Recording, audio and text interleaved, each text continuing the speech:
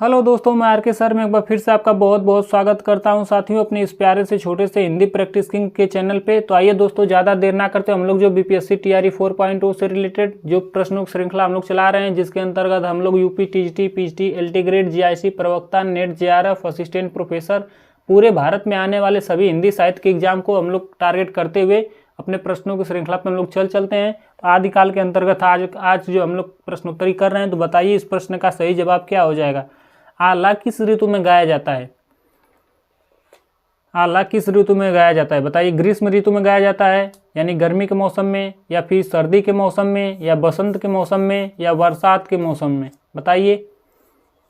इसका सही जवाब हो जाएगा आला हुआ, कजरी हुआ, ये सब कब गाया जाता है? बरसात के ऋतु में, यानी कि वर्षा ऋतु is the right answer. Option C is the right answer हो जाएगा।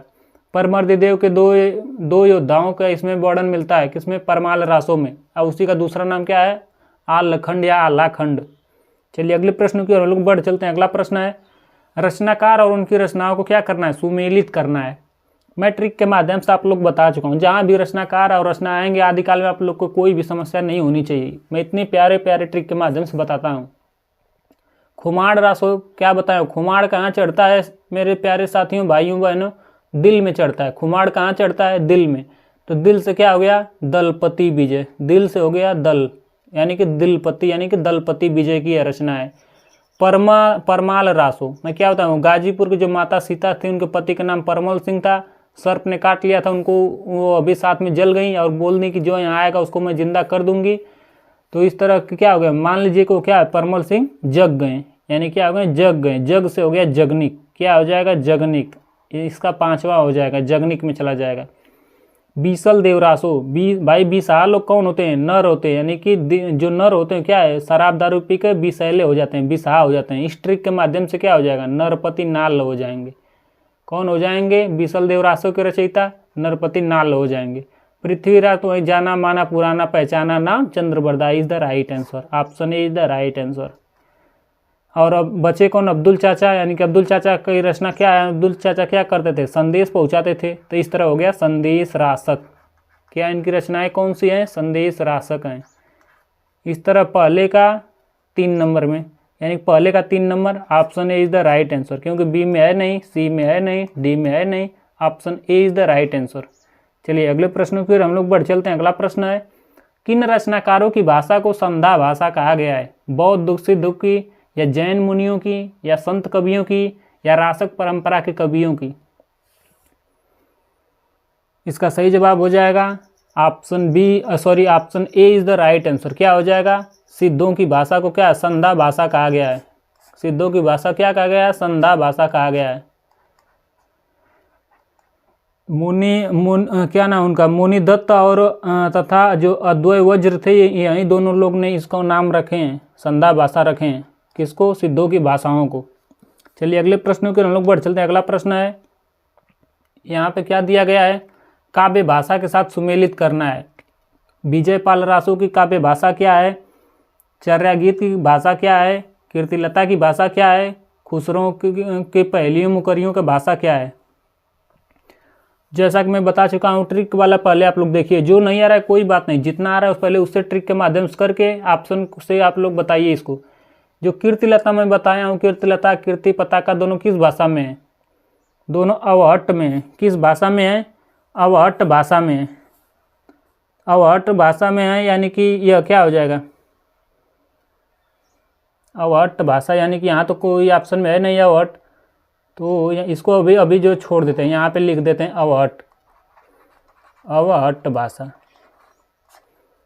और देख लेते हैं आगे, खुसरो की पहेलियाँ मुकरियाँ किस भाषा में थी? खुसरो की पहेलियाँ मुकरियाँ यह क्या कहते थे? अगर मुझसे कुछ पूछना है तो हिंदवी में पूछो, ताकि मैं उसका क्या है सही से उत्तर दे सकूं। यानी कि यह इसका हो जाएगा ऑप्शन 1, यानी कि हिंदवी। इनकी भाषा क्या है? हिंदवी। और देख लेते हैं आगे, चर्या गीत जो है, चर्या कोश किसकी जो है? चर्या गीत जो किसका रचनाकार है? इसके रचनाकार हैं सरहपा। कौन है? सरहपा। और सरहपा की भाषा क्या है? सरहपा की भाषा वही पुरानी भाषा है, जिसको क्या संध्या भाषा कहते हैं सरहपा, क्योंकि सिद्ध हैं। अभी हम लोग बताएं पहले प्रश्न में कि इनकी भाषा क्या है? संध्या भाषा है। तो इनकी भाषा क्या हो जाएगी? संधा भाषा। सरापा यानी सिद्ध हैं, सिद्धों में प्रथम है, तो इनकी भाषा क्या हो जाएगी? संधा भाषा हो जाएगी।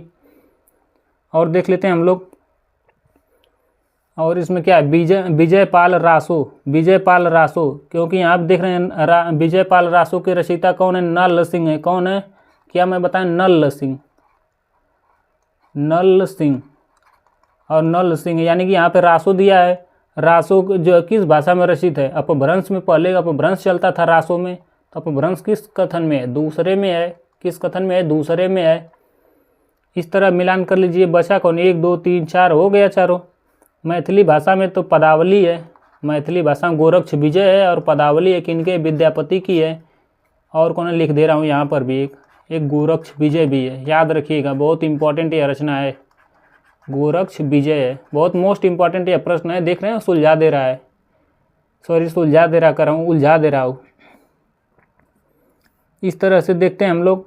पहले का 2 नंबर, इसमें नहीं है, इसमें नहीं है, इसमें नहीं है, इसमें है, यानी कि option C is the right answer. क्या हो जाएगा? Option C is the right answer हो जाएगा। चलिए हम लोग अगले प्रश्न की ओर हम लोग बढ़ चलते हैं। अगला प्रश्न है, 12 बरिस ले कुकुर जियो और 13 ले जिए सियार, बरस 18 छत्री जीव है, आगे जीवन को धिक्कार। ऐसा कहने वाले कौन थे? महोबा के वहीं दोनों वीर अलाउदल कहते थे कि भाई 12 बरिस तक तो कुकुर जीता है और 13 बरिस ले सियार जीता है, और हम लोग छत्री, हम लोग को कितना है? 18 बरिस तक बस जीना चाहिए, उसके बाद जीना क्या है? धिक्कार है। ऐसा कहने वाले कौन है? बताइए। खुमाण रासों में ऐसा कहा गया है, या फिर पृथ्वीराज रासों में ऐसा कहा गया है, या अमीर रासों में ऐसा कहा गया है, या परमाल रासों में ऐसा कहा गया है? मैं क्या आपको बताया हूँ? परमाल रासों का दूसरा नाम क्या है? आलखंड या आलाखंड। अलाउदल यही इसी से रिलेटेड है, जिसका सही जवाब क्या हो जाएगा? ऑप्शन डी ही हो जाएगा। क्या हो जाएगा? Option D is the right answer. अगला प्रश्न हम लोग अगला प्रश्न है आदिकालीन साहित्य में वीर रस की रचनाओं में से किस भाषा का प्रयोग किया गया है? मैं क्या बताऊँ? एक तो वीर रस है, यानी, और एक है श्रृंगार रस। वीर रस में क्या होता है? एक डिंगल में क्या होता है? पिंगल में क्या होता है? आप लोग बताइए। डिंगल और पिंगल में आप लोग बताइए क्या होता है? दोनों में पहले तो अपभ्रंश भाषा कॉमन होती हैं। दोनों में क्या कौन सी भाषा कॉमन होती है? अपभ्रंश भाषा।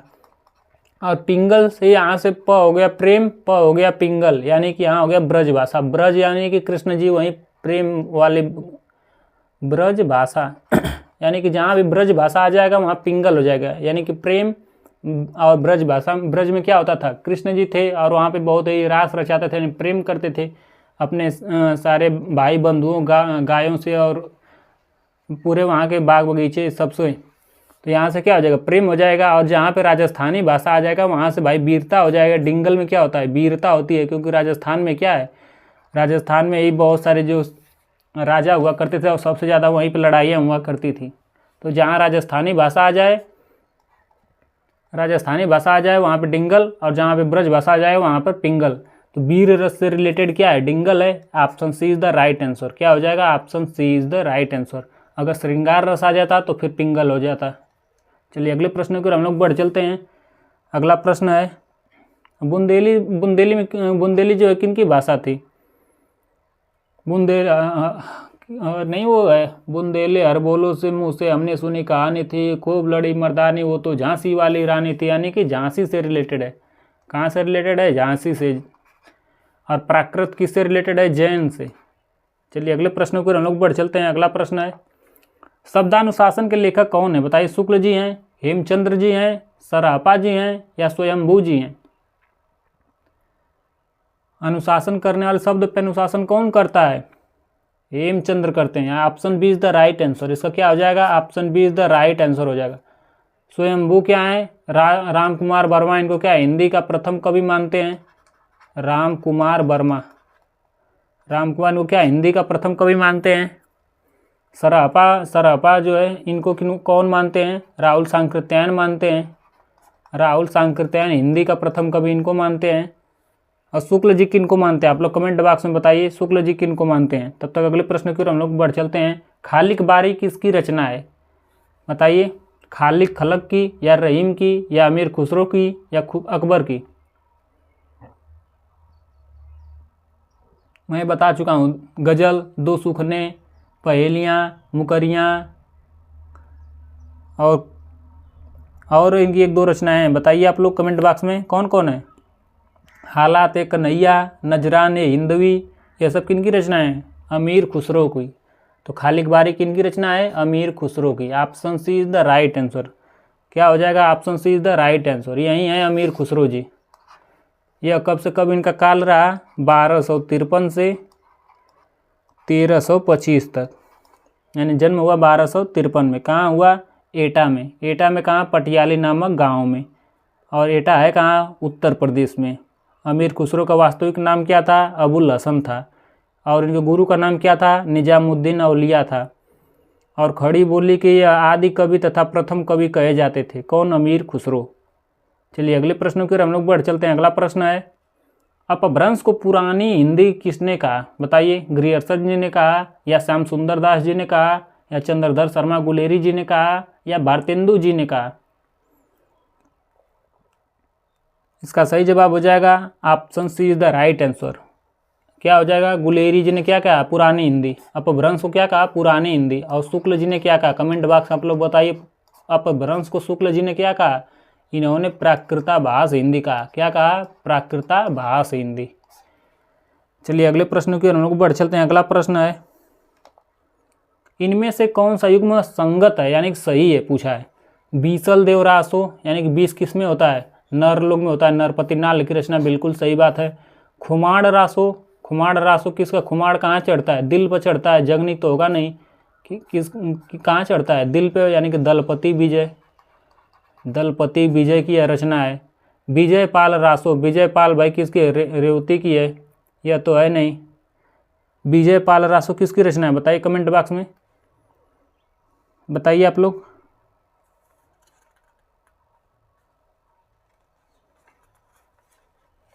बताइए आप लोग, विजय पाल रासो किसकी रचना है?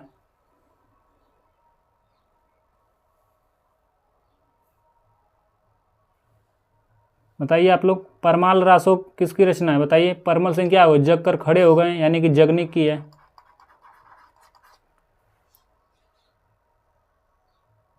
चलिए अगले प्रश्नों की। विजय पाल रासो किसकी रचना है? बताइए आप लोग। किसकी रचना है? नल सिंह की। किसी का जवाब नहीं आया। इतने समय से मैं वेट कर रहा था, किसी का जवाब नहीं आया। अभी मैं पीछे ही जस्ट इसको बता कर आया हूँ। किसकी रचना है? नल सिंह की। अपभ्रंश भाषा में है यह रचना। चलिए अगले प्रश्न की ओर हम लोग बढ़ चलते हैं। अगला प्रश्न है, राउर बेल किसकी रचना है? बताइए। चंद्रबरदाई की है, या रोड़ा कवि की है, या दामोदर शर्मा की है, या स्वयंभू की है? बताइए।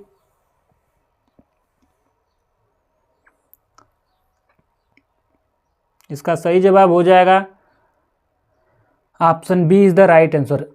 यहाँ पे देखिए क्या लिखा है? बेल। बेल हम लोग कहाँ फोड़ते हैं? या तो पत्थर पे फोड़ते हैं, यानी कि शिलांकृत कृति है, या फिर रोड पे ही फोड़ देते हैं। दो ही जगह फूटेगा। और तो क्या अपने सर पे तो फोड़ेंगे नहीं, नहीं तो सर ही फट जाएगा। तो इसका सही जवाब क्या हो जाएगा? रोड़ा कवि। Option B is the right answer. क्या हो जाएगा? रोड़ा कवि। पृथ्वीराज रासो किसकी रचना है? चंद्रबरदाई की है। चंद्रबरदाई की रचना कौन सी है? पृथ्वीराज रासो, जानते हैं आप लोग। दामोदर शर्मा क्या है? उक्ति व्यक्ति प्रकरण है इनका। उक्ति व्यक्ति प्रकरण आप लोग जानते हैं। स्वयंभू की रचना क्या है? स्वयंभू की रचना बताइए आप लोग कमेंट बॉक्स में, बताइए। स्वयंभू की चलिए आप लोग बताइए,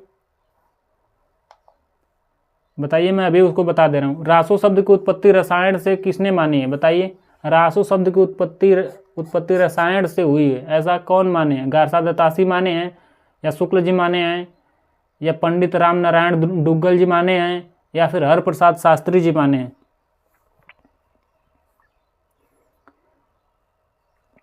तब तक कमेंट बॉक्स में आप लोग बताइए। राजसूय से जो है किसने माना है? रासो की उत्पत्ति राजसूय से किसने माना है? राजसूय से किसने माना है? और आप लोग बताइए राजयश से किसने माना है? राजयश से उत्पत्ति हुई ऐसा किसने माना है? रासक से उत्पत्ति हुई ऐसा किसने माना है? कमेंट बॉक्स में बताइए। और आप लोग बताइए रास से किसने माना है कि रासों की उत्पत्ति रास से हुई? बताइए कमेंट बॉक्स में आप लोग। इसका सही जवाब हो जाएगा option C is the right answer. Shukla ji ऐसा माने हैं। शुक्ल जी कैसा माने हैं कि इसकी उत्पत्ति रासो किससे हुई है? रसायन से हुई है। और राजसूय को किसने माना है? गार्सादत्तासी ने। किसने? इसने, गार्सादत्तासी ने राजसूय से उत्पत्ति इन्होंने माना है। और ये जो है राजयश से कौन माने हैं? हरप्रसाद शास्त्री माने हैं। राजयश से किसने माने? हरप्रसाद शास्त्री ने माने हैं। ऐसे ट्रिक के माध्यम से आप लोग याद रखिए कि यहाँ क्या हर लिखा है तो आप कहेंगे अंश होगा कि हर, तो ये तब जवाब आएगा कि नहीं सर हर होगा, हर होगा तब कहेंगे यस, अगर अंश कहोगे तो नो। इस ट्रिक से आप लोग याद रखिएगा, थोड़ा थोड़ा ट्रिक मैं बता दे रहा हूँ। रासक से किसने माने हैं? रासक से नरोत्तम स्वामी। किसने? नरोत्तम स्वामी ने माने हैं। और रास से किसने माने हैं? नंद दुलारे वाजपेयी ने माने हैं। किसने? नंद दुलारे वाजपेयी ने। चलिए अगले प्रश्न की ओर हम लोग बढ़ चलते हैं। इस प्रश्न का सही जवाब क्या हो जाएगा? Option C is the right answer. अगले प्रश्न की ओर हम लोग बढ़ चलते हैं। अगला प्रश्न है आदिकालीन रचनाओं का सही क्रम क्या है? बताइए, पहले कौन आए, उसके बाद कौन रची गई, उसके बाद कौन रची गई? चलिए देख लेते हैं हम लोग। भरतेश्वर बाहुबली रास की किसके द्वारा रचित है? मैं क्या बताएं, बाहुबली कौन है भाई? शालिभद्र सूरी द्वारा रचित है। और यह कब रचित है? 1184 में। कब? 1184 में रचित है। और आगे कौन है? स्थूलीभद्र रास, यानी कि स्थूल यानी धूल में कौन मिला देगा? जो क्या है? जिन्न धर्म सूरी, धर्म याद रखिएगा, जिन्न धर्म सूरी। और ये इसका रचना काल कब है? 1209। कब है? 1209 ईस्वी में है। और इसके बाद क्या है? नेमिनाथ रास। नेमिनाथ रास किसके द्वारा है भाई? नाथ किसके अच्छे होते हैं? यानी सुमति गढ़ी के। सुमति यानी जिसकी मति अच्छी है उसके नाथ अच्छे होते हैं। इस तरह से मैं ट्रिक से आपको याद कराया हूँ। यह कब है? 1213 में रची गई। और क्या बचा? रास। उसके बाद क्या बचा? संगीत रत्नाकर। संगीत रत्नाकर कब रची गई? यह जो है यह नई रचना है। इसके बारे में थोड़ा सा आप लोग देख लीजिए कि यह क्या है? सारंग देव। किसके द्वारा रचित है? सारंग देव द्वारा। कब रचित है? 13वीं सदी में। सबसे लास्ट में यह है किसके द्वारा? सारंग देव। यहाँ भी संगीत और या संगीत पर अंक मात्रा, यहाँ भी सारंग में अंक मात्रा। थोड़ा सा आप लोग इसको याद रखिएगा, नई रचना मिल गई आप लोग को। तो इस तरह से देखते हैं हम लोग। सबसे पहले क्या आएगा? 1100, या तो 1200, 1200, 1311, यानी सबसे पहले भरतेश्वर बाहुबली रास, उसके बाद स्थूलीभद्र रास, उसके बाद नेमिनाथ रास, उसके बाद संगीत सागर, यानी कि option A is the right answer. Option A ही सही है, क्रमशः ही तो है। चलिए अगले प्रश्न की ओर हम लोग बढ़ चलते हैं। अगला प्रश्न है, थोड़ा सा इसको याद रखिएगा आप लोग। पौम चरियू किसकी रचना है? बताइए। अब्दुल रहमान की। मैं पीछे पूछा था ना स्वयंभू की कौन सी रचना है? स्वयंभू की रचना है पौम चरियू है। स्वयंभू की रचना क्या है? पौम चरियू है। किसकी रचना है? यह स्वयंभू की। Option C is the right answer. क्या हो जाएगा? Option C is the right answer. Swayambhu is the right answer. इसमें है क्या? पौम चरियू में इसमें राम कथा है। क्या है? राम कथा है। और कृष्ण कथा किसमें है? कृष्ण कथा किसमें है? इन्हीं की एक रचना और है, उनकी वो रचना है रिट्ठडेमी। क्या है? रिट्ठडेमी चरियू। इन्हीं की एक रचना है रिट्ठडेमी चरियू। इसमें क्या है? इसमें कृष्ण कथा है। क्या है? कृष्ण की कथा है। और पौम चरियू में राम की कथा है, याद रखिएगा। इनकी एक और 3 रचनाएं हैं, एक तो पौम चरियू, एक है रिट्ठडेमी चरियू, और एक और है स्वयंभू छंदस। क्या है? स्वयंभू छंदस। इनकी 3 रचनाएं हैं। चलिए अगले प्रश्न की हम लोग बढ़ चलते। विद्यापति को मैं बता चुका हूँ, कीर्तिलता, कीर्ति पताका, चंद्रबरदाई की पृथ्वीराज रासो, अब्दुल रहमान क्या करते हैं? संदेश पहुँचाते हैं, यानी संदेश रासक। याद है ना आप लोग को? संदेश रासक थोड़ा थोड़ा लिख दे रहा हूँ। इनकी कीर्तिलता और चंद्रबरदाई के पृथ्वीराज रासो। चलिए अगले प्रश्न की हम बढ़ चलते हैं। मैं सब कुछ आपको बता चुका हूँ, यहाँ भी वही मिलान करना है। मिलान में आप लोग को अब तो आदिकाल में आप लोग को कोई समस्या नहीं होनी चाहिए। वैसे हमारे हिसाब से पूरा भरोसा है आप लोग को कि आप लोग अगर पूरा वीडियो देखे होंगे तो 100% आप लोग कर ले जाएंगे। आदिकाल में आपको कोई समस्या अब नहीं होनी चाहिए, इसलिए मैं थोड़ा सा शॉर्ट में बताता हुए आगे बढ़ रहा हूँ। ज्योतिरीश्वर ठाकुर भाई, ज्योतिरीश्वर ठाकुर भाई कहाँ गए भाई? वर्ण और रत्न दोनों लोग किसके पास होते हैं? ठाकुर के पास होते हैं, यानी कि ऑप्शन 4 नंबर इसका हो जाएगा। वर्ण और रत्न किसके पास होते हैं? सबसे ज़्यादा ठाकुर लोग के पास। दामोदर भट्ट। क्या है? दामोदर का मैं क्या बताया हूँ? इनका एक क्या है? व्याकरण ग्रंथ है। क्या है? उक्ति व्यक्ति प्रकरण है। क्या है? उक्ति व्यक्ति प्रकरण किनका है? दामोदर का है। नरपति नाल, नर लोग कैसे होते हैं? विषैले होते हैं, शराब पी के। यानी कि क्या हो जाएंगे, विषैले हो जाएंगे, यानी कि बीसल देवरासो। क्या कैसे हैं, 20 लोग हैं, यानी 20 लोग हैं। रोड़ा का भी भाई, रोड पे हम लोग क्या फोड़ते हैं, बेल फोड़ते हैं, और कहाँ फोड़ते हैं, या तो शिला यानी पत्थर पे, चाहे तो रोड पे, इसी दो जगह फोड़ पाएंगे। तो इसका हो जाएगा ऑप्शन ए। और खुमाड़ रासो जो क्या है, खुमाड़ कहाँ चढ़ता है, दिल में, दिल से हो गया दलपति, यानी कि दलपति विजय की यह रचना है। चलिए, यानी कि इसका का पहले का 4 नंबर, पहले का 4 नंबर ये इसमें है, इसमें नहीं है, इसमें नहीं है, इसमें नहीं है। Option A is the right answer. क्या हो जाएगा, option A is the right answer. चलिए अगले प्रश्नों की ओर लोग बढ़ चलते हैं। बहुत प्यारे प्यारे ट्रिक्स सब मैं सब कुछ आपको याद करा चुका हूँ। पुष्पदंत किस शताब्दी के कवि हैं, बताइए आप लोग। 8वीं शताब्दी, 7वीं शताब्दी, 10वीं शताब्दी या 11वीं शताब्दी, बताइए आप लोग। मैं ट्रिक के माध्यम से बता चुका हूँ पुष्पदंत के बारे में, इनकी रचनाएं कौन कौन सी हैं। दांत से हम लोग क्या करते हैं, खाते हैं, क्या खाते हैं, भभूति, यानी कि इनको क्या है, पुष्पदंत को हम लोग भवभूति बोलते हैं, हिंदी का भवभूति। और इनके बारे में बताइए आप लोग। यह लगभग 972 ईस्वी में इनका जन्म हुआ। कब हुआ, 972 ईस्वी में इनका जन्म हुआ पुष्पदंत जी का। इनके बारे में थोड़ा सा मैं आप लोग को बता दे रहा हूँ। और इनको क्या है, अपभ्रंश के महाकवि कहे जाते हैं। और पुष्पदंत को हिंदी का भवभूति भी कहा जाता है। विभूति मैं बताया हूँ ना, दांत से क्या खाते हैं, भभूति खाते हैं, बाबा का दिया हुआ है। ऐसे ट्रिक के माध्यम थोड़ा थोड़ा मैं बता दे रहा हूँ। और शिव सिंह सेंगर ने इनको क्या कहे थे, भाखा की जड़ कहे थे। कौन कहे थे, शिव सिंह सेंगर, भाखा की जड़, याद रखिएगा, भाखा की जड़। मोस्ट इंपॉर्टेंट प्रश्न है, इसलिए मैं थोड़ा सा इसको बता दे रहा हूँ। इनको किसने कहा था, शिव सिंह सेंगर जी ने। किसने, सेंगर जी ने। इनको क्या कहे थे, भाखा की जड़। किनको, पुष्पदंत को। किनको, पुष्पदंत को कहे थे। इनकी 3 रचनाएं हैं। कौन कौन रचनाएं हैं इनकी, पुष्पदंत की 3 रचनाएं। एक तो अड़य कुमार, दांत से पढ़ते हैं ना हम लोग, अड़य कुमार चरियु, अड़य कुमार चरियु, एक तो पहली रचना यह है। और दूसरा क्या है, जसहर चरियु। क्या है दूसरी रचना, जसहर चरियु, जसहर चरियु। तीसरी रचना इनकी कौन है, पुष्पदंत की, एक तो महापुराण है। कौन सी रचना है, महापुराण, महापुराण इनकी रचना है। और इनको क्या क्या उपनाम, इनका उपनाम क्या है, इनको क्या क्या कहा जाता है। इतना डिटेल से कोई नहीं पूरा यूट्यूब पे पढ़ाता हूँ, जितना डिटेल्स मैं पढ़ाने की कोशिश करता हूँ, अपना पूरा 100% आप लोग को देता हूँ। इनको अभिमान मेरु भी कहा जाता है। क्या कहा जाता है, अभिमान मेरु। और क्या इनको कहा जाता है, काव्य रत्नाकर, काव्य रत्नाकर इनको कहा जाता है। और क्या इनको कहा जाता है, कवि कुल तिलक, कवि कुल तिलक।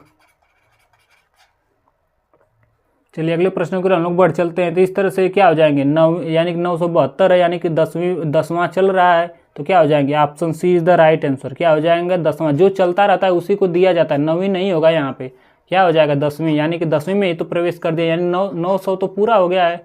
और 71, 72, 73 क्या 10वीं में चल रहा है ना, 10वां पूरा कर रहा है, वर्ष हो रहा है ना, 10वां तो पूरा हो रहा है, इसलिए 10वीं हो जाएगा। ऐसे याद रखिएगा आप लोग। अगला प्रश्न है, दोहा कोश किसकी रचना है, बताइए। विद्याधर का है, सरापा का है, पुष्पदंत का है या सबरपा का है। सरापा को मैं क्या बताया था, दोहा कोश का सरापा हो जाएंगे। Option B is the right answer. और सरापा के समय में क्या बताया था, किस तरह याद करने के लिए, 7, 6, 9 याद करने के लिए मैं बताया था ना सरापा का समय। सरापा की रचना क्या हो जाएंगे, दोहा कोश। एक ही रचना इनकी सबसे फेमस है, दोहा कोश। और यह हिंदी के साथ साथ सिद्धों में भी क्या है, प्रथम है। कौन, सरापा जी हैं। और इनकी रचना एक है, एक दोहा कोश के बाद एक और रचना इनकी है, चर्यापद। चर्यापद इनका नहीं है, सबरपा का है। किसका है, सबरपा का। शराब पीकर ही तो 4 पाँव दिखाई देते हैं। सरापा का तो दोहा कोश है, सबरपा का है चर्यापद। चर्यापद यानी 4 पाँव कब दिखते हैं, जो लोग शराब पी लेते हैं, यानी कि शराब पीकर 4 पाँव दिखते हैं। इस तरह से आप लोग याद रखिएगा।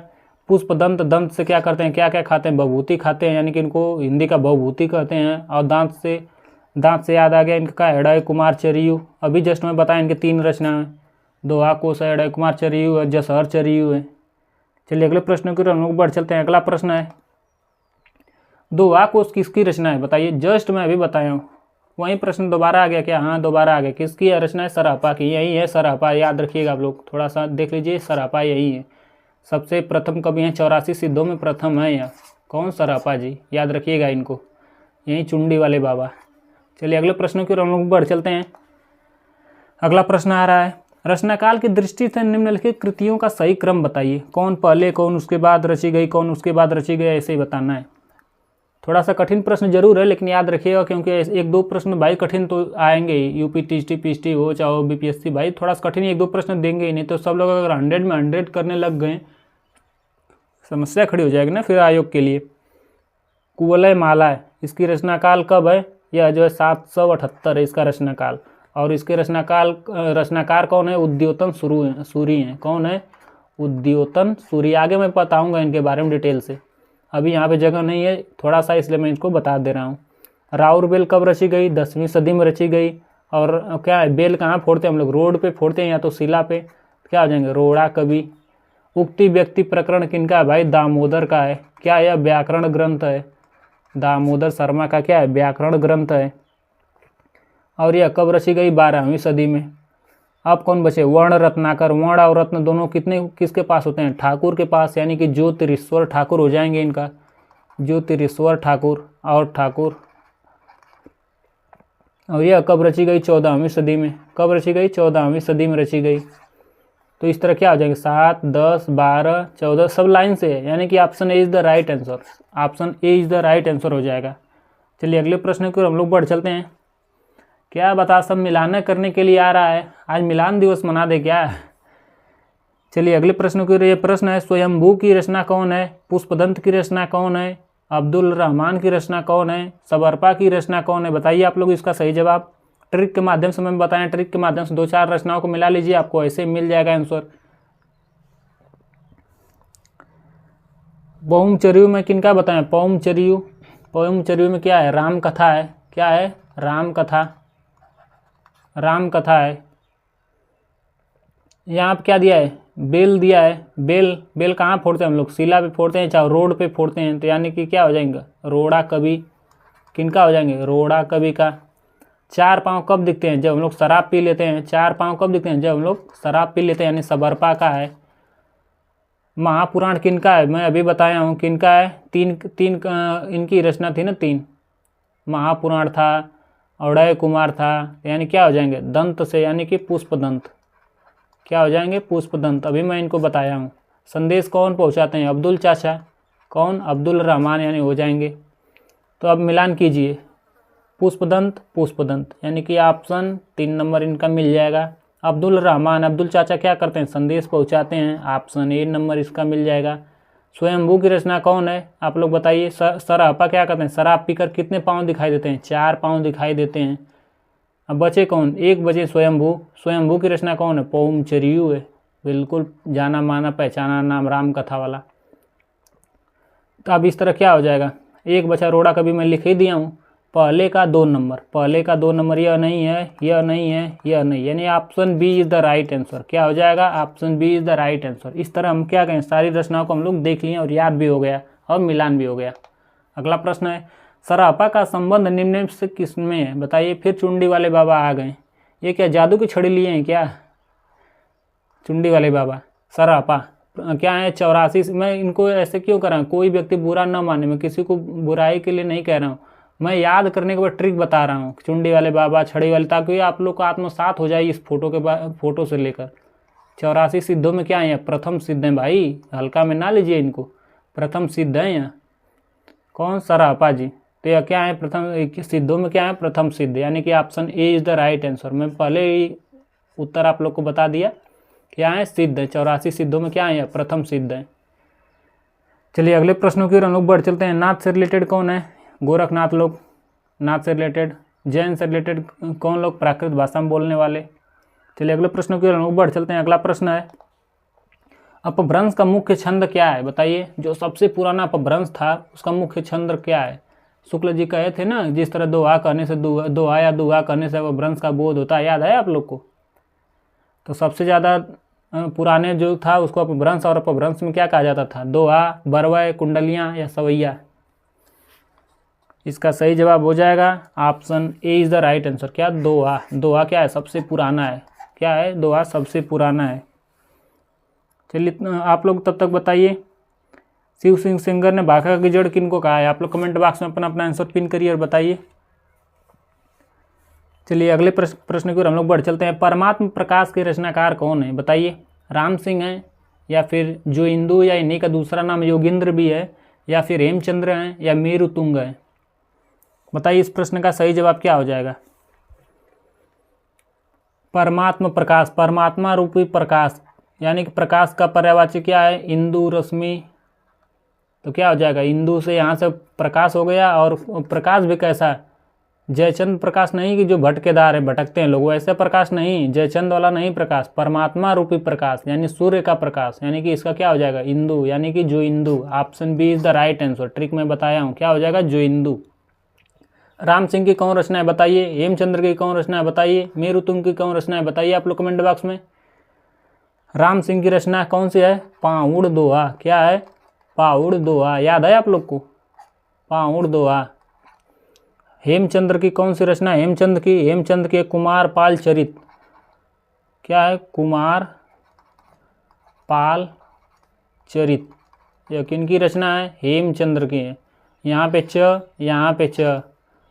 और इसी तरह च से रिलेटेड एक सोमप्रभ सूर्य की बताया था, एक उद्योतन सूर्य की बताया था, सब मैं बता चुका हूँ। कमेंट बॉक्स में तब तक सारी रचनाओं को आप लोग लिखिए। जितना आप लोग लिखेंगे, सक्रिय रहेंगे, उतना आप लोग को याद हो जाएगा। मेरुतुंग किसकी रचना है? बताइए। मेरुतुंग की रचना क्या है? भाई प्रबंध करो मेरे भविष्य की। भविष्य में क्या चाहिए भाई? चिंता है ना मेरे को, प्रबंध करो। यानी कि मेरुतुंग की रचना क्या है? प्रबंध चिंतामणि। प्रबंध चिंतामणि। भाई चिंता किसको? भाई चिंता मेरे को चिंता है ना, मेरे को चिंता है। प्रबंध चिंतामणि। चलिए अगले प्रश्न की ओर हम लोग बढ़ चलते हैं। अगला प्रश्न है,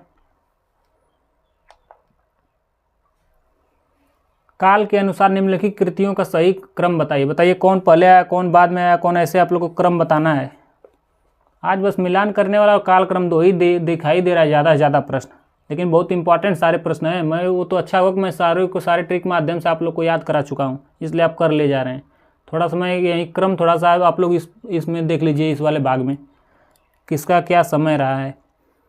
पहला क्या है? खुमाड़ रासो। खुमाड़ कहाँ चढ़ता है बाबू? दिल में चढ़ता है। कहाँ चढ़ता है? खुमाड़ दिल में, यानी कि दलपति विजय की रचना है खुमाड़ रासो। इसका जो है समय काल कब रहा है? खुमाड़ रासो का 9वीं सदी रहा है। कब रहा है? 9वीं सदी रहा है। आगे कौन है? बीसल देव रासो। बीसल देव, बीस किस में होता है? बीस नरलोक में होता है। किस में होता है? नरलोक, यानी कि नरपति नाल की रचना है। नरपति नाल की रचना। और यह कब रचित है? 1155 में रचित है। कब रचित है? 1155 ईस्वी में रचित है। आगे कौन है? चंदन बाला रास। 3 नाम है ना, चंदन बाला रास 3 नाम, यानी कि यह किसकी रचना है? यह जो है आसगु की रचना है। किनकी रचना है? आसगु की। और यह जो कब रचित है? 1200 ईस्वी के लगभग में, यानी कब? 1200 के पास आसपास यह रचित है। और एक है पौम चरियु, जानते हैं सबसे पुराने जाने माने स्वयंभू की रचना है। पुराने नाम स्वयंभू की रचना है।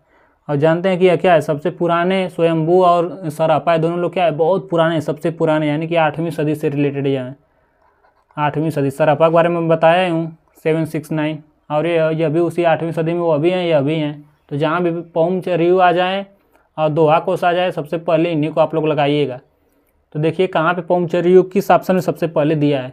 इसमें तो है नहीं, इसमें भी नहीं है, इसमें हाँ पौम चरियु है ना। Option C is the right answer हो जाएगा। चंदन बाला रास भी यहाँ नहीं है। Option C is the right answer हो जाएगा। चलिए अगले प्रश्नों की ओर हम लोग बढ़ चलते हैं। अगला प्रश्न है, सब रस की रचनाकार कौन है? बताइए। 1-2 प्रश्न नए आप लोग को मिल जाएंगे, अभी सब आगे आएंगे जब रीतिकाल भक्तिकाल मैं पढ़ाऊंगा सब आ जाएगा, लेकिन 1-2 प्रश्न यहाँ पे मैं डाल दिया हूँ जान से, ताकि आप लोग कुछ नया मिले, नया सीखने को मिले। सब रस के रचनाकार कौन है? Option A Mulla Wajhi, option B है कुली कुतुब शाह, ऑप्शन सी है इंसा अल्लाह खा, ऑप्शन डी है सैयद हुसैन अली खा। और यह सब रस कब रची गई? 1635 ईस्वी में। कब? 1635 ईस्वी में।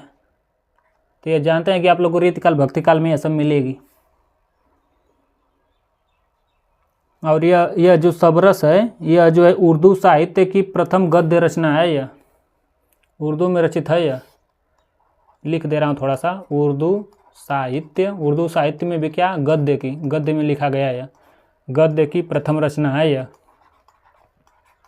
प्रथम रचना किसका है? मुल्ला वजही का है। किसका है? Option A is the right answer, Mulla Wajhi की। और कौन? यही मुल्ला वजही जी हैं। और इनकी एक और रेख्ता नामक जो है पुस्तक बहुत ही इम्पोर्टेंट है, रेख्ता मुल्ला वजही। इंशाअल्लाह खां की कौन से बहुत इंपॉर्टेंट इनकी कहानी है, कौन है? रानी केतकी की कहानी बहुत इंपॉर्टेंट है, मोस्ट इंपॉर्टेंट है। रानी केतकी की कहानी है इनकी प्रथम रचित रचना है, रानी केतकी की कहानी, इंशाअल्लाह खां की कहानी। चलिए अगले प्रश्नों की हम लोग बढ़ चलते हैं। अगला प्रश्न है, हठ योग का प्रभाव निम्नलिखित कवियों में से किस पर पड़ा है? भाई हठी लोग कौन थे? नाथ लोग थे। पहला ऑप्शन है स्वयंभू, दूसरा ऑप्शन है घाघ भट्टारी, तीसरा ऑप्शन है गोरखनाथ, चौथा ऑप्शन है अद्दमाड़। बताइए इसका सही जवाब क्या हो जाएगा? इसका सही जवाब हो जाएगा नाथ से रिलेटेड। नाथ ही लोग तो हठी थे और इन लोग को क्या नीरस माना जाता था, यानी कि नारी को ये लोग ब्रह्मा का सहोदर नहीं मानते थे। मानते थे कि हम लोग अकेले, इस तरह देख रहे हैं ना गोरखनाथ जी हैं, अकेले तपस्या कर रहे हैं, नारी के साथ नहीं, अकेले तपस्या करना हठ योग मानते थे। और हठ योग में भी क्या मानते थे? ह का मतलब मानते थे ये लोग सूर्य, और ठ का मतलब ये लोग मानते थे चंद्रमा। जिस तरह सूर्य और चंद्रमा मिलकर पूरे विश्व को जो है सुबह शाम रात्रि में बांधे हुए हैं, उसी तरह हम लोग योग साधना करके परमात्मा की, आत्मा और परमात्मा दोनों को क्या कर सकते हैं? विजय प्राप्त कर सकते हैं, यानी कि हम लोग परमात्मा को परमात्मा से मिलान कर सकते हैं। ये ऐसा मानना क्या था? हठ योग मानना था। और इसी को कबीरदास क्या मानते थे? उलटवासी मानते थे। स्वयंभू की रचना आप लोग बता दीजिए तब तक कमेंट बॉक्स में। अद्दमाड़ की रचना बता दीजिए आप लोग कमेंट बॉक्स में। चलिए अगले प्रश्न की हम लोग तब तक बढ़ चलते हैं। अगला प्रश्न है, तो साथियों आज के लिए बस इतना है। कमेंट बॉक्स में जो जो प्रश्न पूछा आप लोग उसका उत्तर दीजिए, और मैं सारे लोग को कमेंट का मैं रिप्लाई ज़रूर देता हूं। तो साथियों आज के लिए बस इतना ही। अगर यह सेशन आप लोग को अच्छा लगा हो, मैं पिक्चर के माध्यम से भी आप लोग को बताने की अब कोशिश कर रहा हूं। अगर यह वीडियो आप लोग को अच्छा लग रहा हो तो लाइक करिए, शेयर करिए और सब्सक्राइब करना तो बिल्कुल ना भूलिए साथियों। ज़्यादा से ज़्यादा लोग को शेयर करेंगे ताकि ज़्यादा से ज़्यादा भाई बंधु क्या हो सकें, लाभान्वित हो सकें और हमारे परिवार का हिस्सा बन सकें। तो आज के लिए बस इतना ही। कल मैं फिर एक नए वीडियो के साथ, नए जोश उमंग उत्साह के साथ लूँगा। तब तक के लिए हमें इजाज़त दीजिए। धन्यवाद।